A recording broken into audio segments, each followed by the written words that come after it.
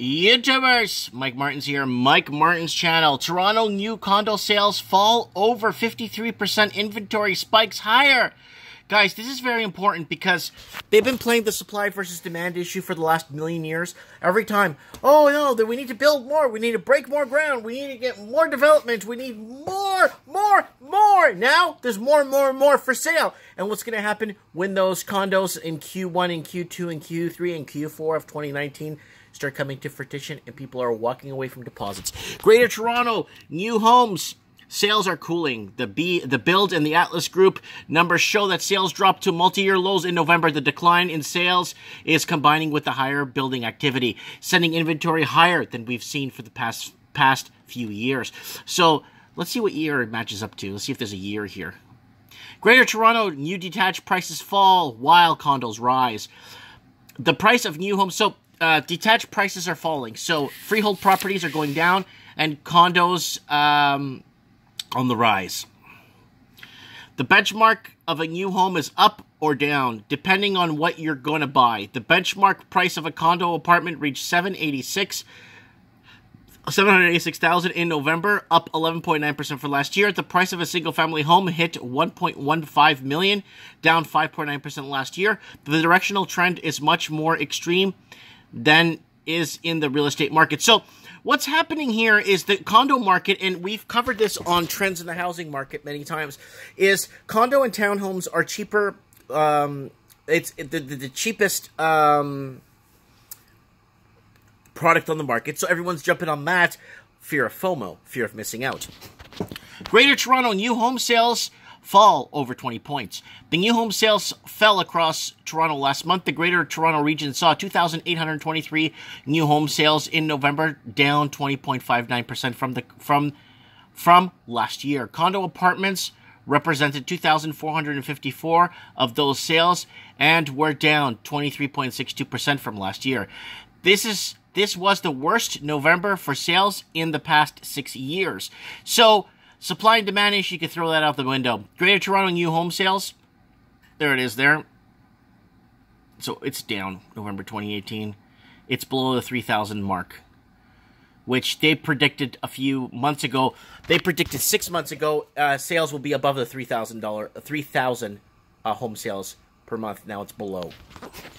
City of Toronto, new real estate sales fall over 53%. The City of Toronto saw new home sales fall much faster than the suburbs. The City of Toronto represented 1,141 of the total GTA. Sales in November down 53.35% from last year.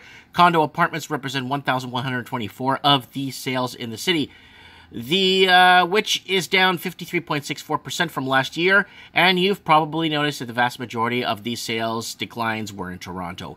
So huge sales declines. So this is Greater Toronto new home sales.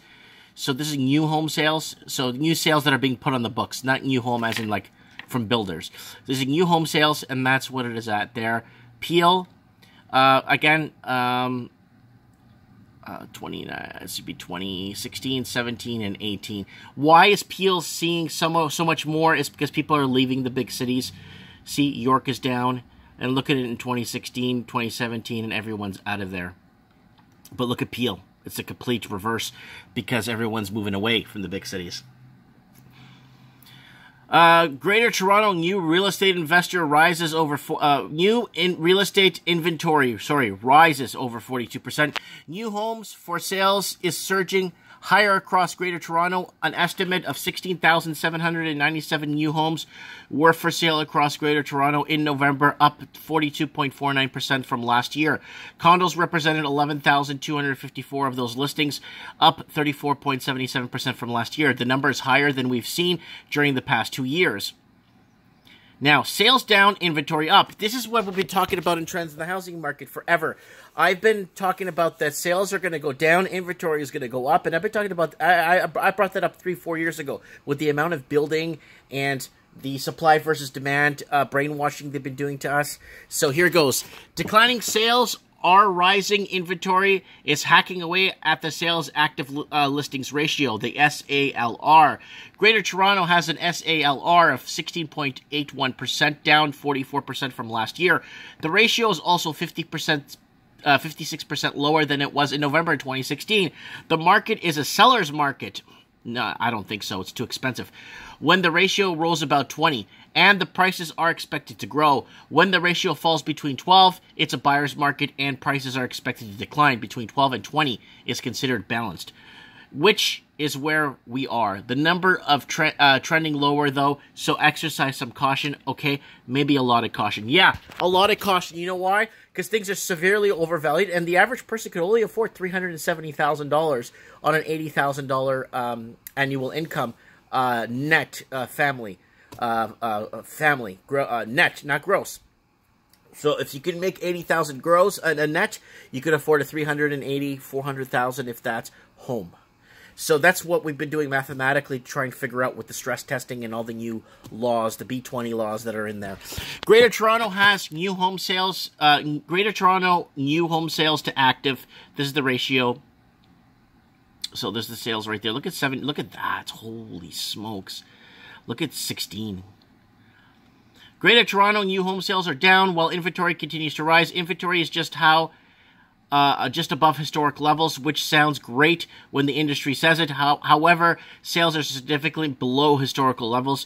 That means more pressure on home prices to stay where they are or even drop. So a lot of people will be underwater if they do sell. So a lot of people are in a negative position right now, especially people bought product to hold over time and hopefully flip in the spring. Big mistake. People that bought at the top, big mistake. Interest rates are going up. Things are not looking good.